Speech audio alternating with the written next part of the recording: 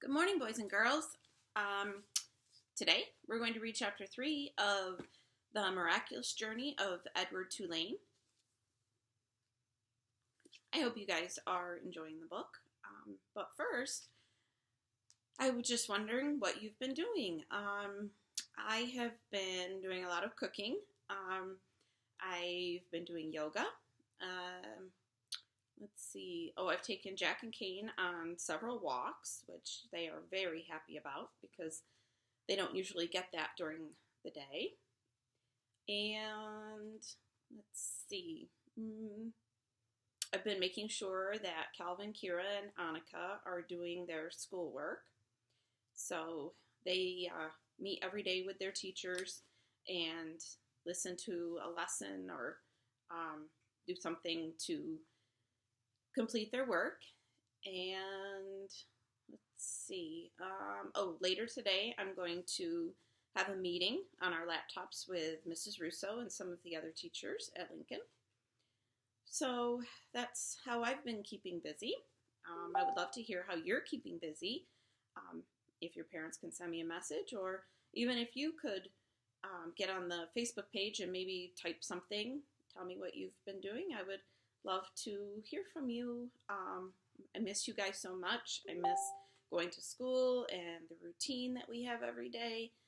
So, but we will get through this, and there's lots of different ways that we can do our learning and contact with each other. So let's get on with Chapter 3. Our book, yesterday, we learned that Edward is not able to have the feeling of love. And we talked about how that's so sad because we all have people that we love. But for some reason, I think, my opinion is that Edward is only capable of loving one person, and that is himself. He doesn't seem to even love Abilene, who takes such good care of him. She dresses him in beautiful clothes. She makes sure that his gold watch is set every day. She puts him into his own nice, comfy bed every day. But he doesn't seem to appreciate or love her for that. And yesterday, the author captured our imagination by saying that we're going to learn about a ship today. So we will learn about that. And actually, looking at Chapter 3, it's very short, so I think I may read 3 and 4 today.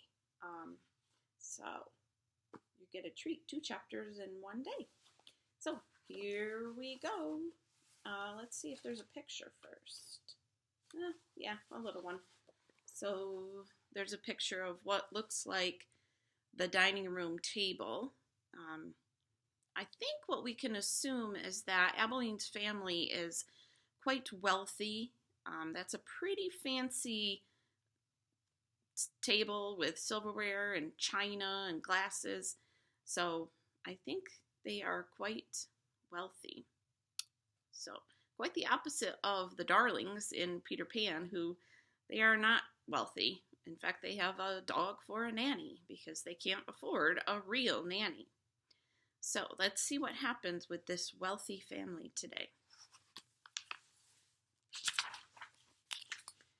"She's called the Queen Mary," said Abilene's father, "and you and your mamma and I shall sail her all the way to London." "What about Pellegrina?" said Abilene. "I will not go," said Pellegrina. "I will stay." Edward, of course, was not listening. He found the talk around the dinner table excruciatingly dull. In fact, he made a point of not listening if he could help it. But then Abilene did something unusual, something that forced him to pay attention. As the talk about the ship continued, Abilene reached for Edward and took him from his chair and stood him in her lap. So the family is going on a ship, and it's called the Queen Mary. You might make a connection to another ship that people sailed on called the Titanic, You know what happened with that. And the family is going to be sailing to London, but Pellegrina is not going. Let's see if Edward's going.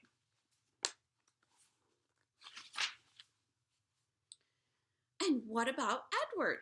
She said, her voice high and uncertain. What about him, darling?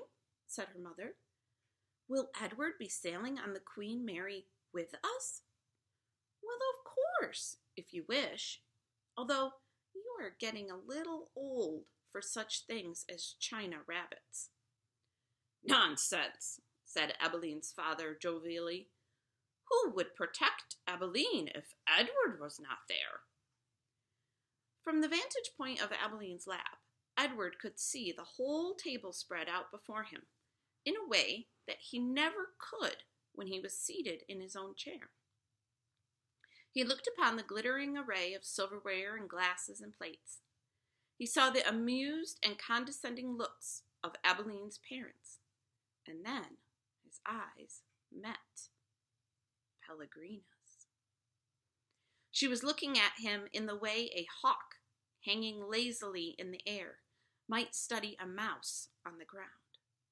Perhaps the rabbit fur on Edward's ears and tail, and the whiskers on his nose, had some dim memory of being hunted, for a shiver went through him.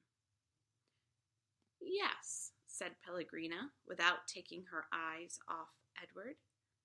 Who would watch over Abeline if the rabbit were not there? That night when Abeline asked, as she did every night, if there would be a story, Pellegrina said, Tonight, lady, there will be a story. Abeline sat up in bed. I think that Edward needs to sit here with me, she said, so that he can hear the story too. I think that is best, said Pellegrina. Yes, I think that the rabbit must hear the story. Do you notice that Pellegrina never calls Edward Edward? She always says the rabbit. I wonder if that says anything about how Pellegrina feels about Edward. Are you getting some kind of clue or an idea of how Pellegrina feels about him? Remember yesterday we talked about antagonist and protagonist, the positive character and the negative character. So we might be getting an idea of what we have here. Abeline picked Edward up, sat him next to her in bed, and arranged the covers around him. Then she said to Pellegrina, We're ready now. So, Pellegrina, said Pellegrina. She coughed. And so, the story begins with a princess. A beautiful princess? Abeline asked. A very beautiful princess. How beautiful? You must listen, said Pellegrina. It is all in the story. All right, so that's chapter 3. It was pretty short. So I'm going to go on to chapter 4. And it starts with a picture of Edward. Looks like he's all snuggled up in his bed. And as you can guess, chapter 4 is going to start with Pellegrina continuing the story she's telling Abeline and Edward. Once there was a princess who was very beautiful. She shone as bright as the stars on a moonless night. But what difference did it make that she was beautiful? None, no difference. Why did it make no difference? Said Abeline. Because, said Pellegrina, she was a princess who loved no one and cared for nothing for love, even though there were many who loved her. Who does this princess in the story sound like? At this point in her story, Pellegrina stopped and looked right She stared deep into his painted-on eyes, and again, Edward felt a shiver go through him. So think, how is Edward feeling right now?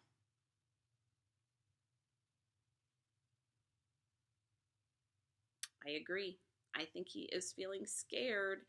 So I think it's pretty remarkable that this rabbit who thinks he's so special, thinks he's so handsome, thinks he can do no wrong, and everybody should take care of him, that he's actually feeling scared now. And so, said Pellegrina, still staring at Edward. What happened to the princess? Said Abilene.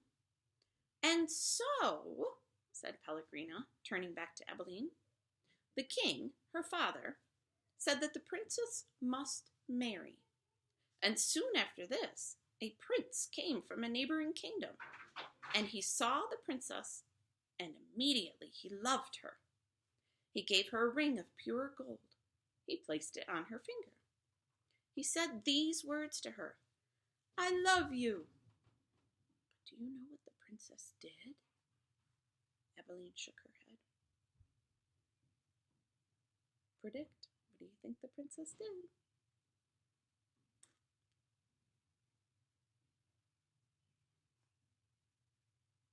All right, I don't think you predicted this one. Ready? She swallowed the ring. She took it from her finger and swallowed it. She said, that is what I think of love. And she ran from the prince. She left the castle and went deep into the woods. And so what? Said Abilene. What happened then? And so the princess became lost in the woods. She wandered for many days. Finally, she came to a little hut, and she knocked on the door. She said, Let me in, I'm cold. There was no answer. She knocked again. She said, Let me in, I'm hungry. A terrible voice answered her. The voice said, Enter if you must. The beautiful princess entered, and she saw a witch sitting at a table, counting pieces of gold. 3,622, said the witch. I'm lost, said the beautiful princess. What of it? Said the witch. 3,623. I'm hungry, said the princess. Not my concern, said the witch. 3,624. But I am a beautiful princess, said the princess. 3,625, replied the witch. My father, said the princess, is a powerful king. You must help me, or there will be consequences. Consequences? Said the witch. She looked up from her gold. She stared at the princess. You dare talk to me of consequences? Very well, then. We will speak of consequences. Tell me the name of the one you love. Love, said the princess. She stamped her foot. Why must everyone speak of love? Whom do you love? Said the witch. You must tell me the name. I love no one, said the princess proudly. You disappoint me, said the witch. She raised her hand and said one word. Farthiggery. I have a picture here. That's a picture of Pellegrina telling the story to Abilene and Edward. I wonder if when you created the movie in your mind as we're reading, if you pictured Pellegrina to look like that.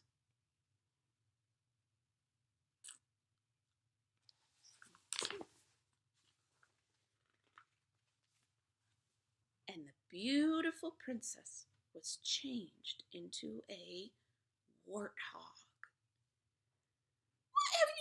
to me, squealed the princess. Talk to me of consequences now, will you? Said the witch, and she went back to counting her pieces of gold. 3,626, said the witch, as the warthog princess ran from the hut and out again into the forest. The king's men were in the forest too, and what were they looking for? A beautiful princess. And so when they came upon an ugly warthog, they shot it immediately. Pow! No, said Abilene. Yes, said Pellegrino. The men took the warthog back to the castle, and the cook slit its belly open, and inside she found a ring of pure gold. There were many hungry people in the castle that night, and all of them were waiting to be fed. So the cook put the ring on her finger and finished butchering the warthog. And the ring that the beautiful princess had swallowed shone on the cook's hand as she did her work. The end. The end? Abilene said indignantly. Yes, said Pellegrino, the end. But it can't be. Why can't it be? Because it came too quickly. Because no one is living happily ever after. That's why. Ah, and so, Pellegrina nodded. She was quiet for a moment. But answer me this. How can a story end happily if there is no love?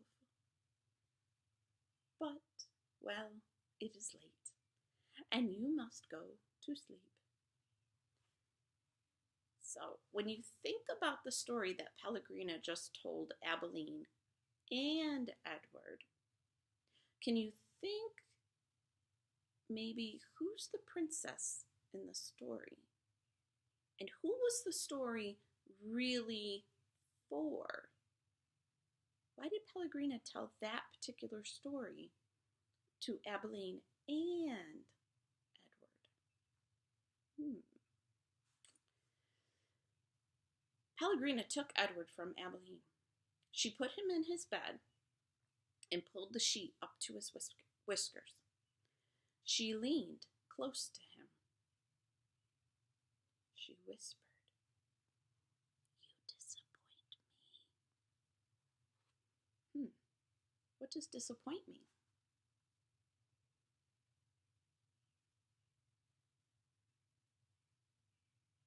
If you're not sure, I'll give an example.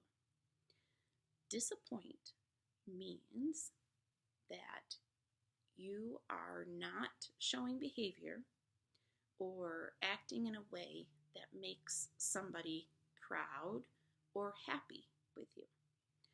So, for example, if I knew that you are taking this time at home to play video games all day and not do any reading or any math, I might say, "You disappoint me," because we all need to be doing some reading or math every day. So, I wonder why Pellegrina would tell Edward that he disappoints her. What has he done that doesn't make her happy? How has he behaved that doesn't make her proud? Think about that. After the old lady left, Edward lay in his small bed and stared up at the ceiling. The story, he thought, had been pointless. But then, most stories were.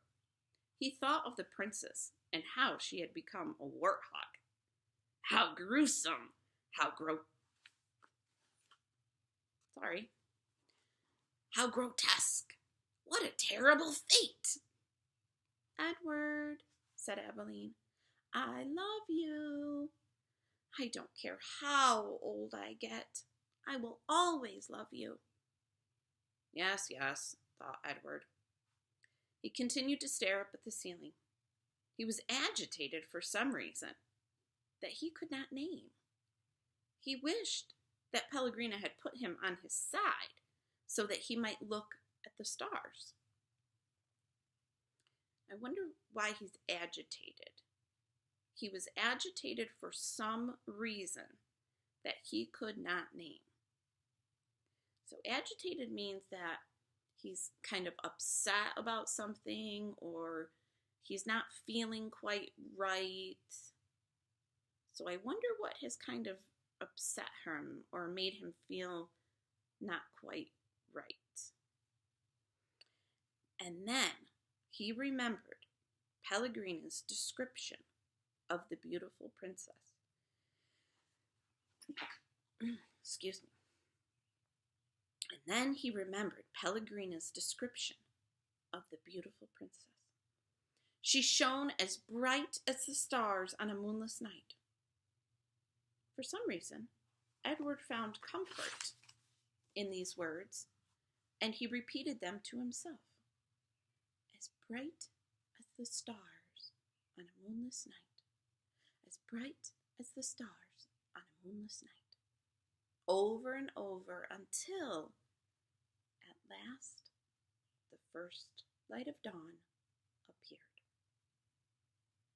So, that gives us some more information about Pellegrina.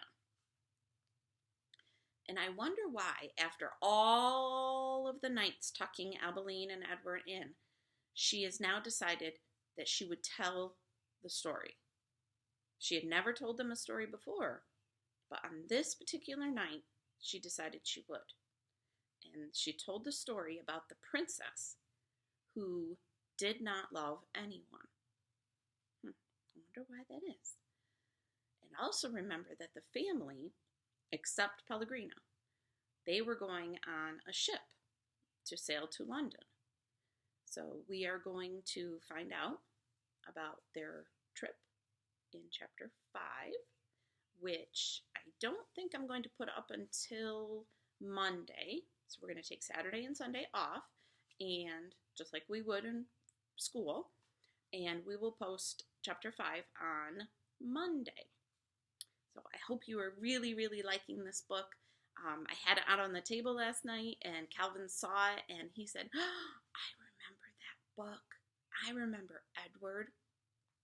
So hopefully as you listen to the book that you will remember it too when you are as old as 16 years old. So I have heard from a few of you, and your parents have sent me messages and pictures. So I know Carter has been doing some reading at night. Very happy about that. Briella has been doing some Go Noodle at home. So I think Mom is giving her gym class with Go Noodle.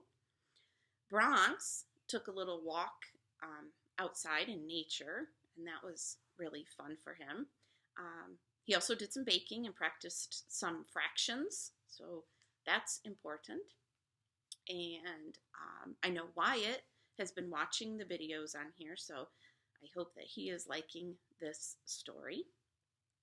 And I hope that you all are doing really well, and I miss you very, very much. So send me a message so I know what you're doing. Okay, till next time.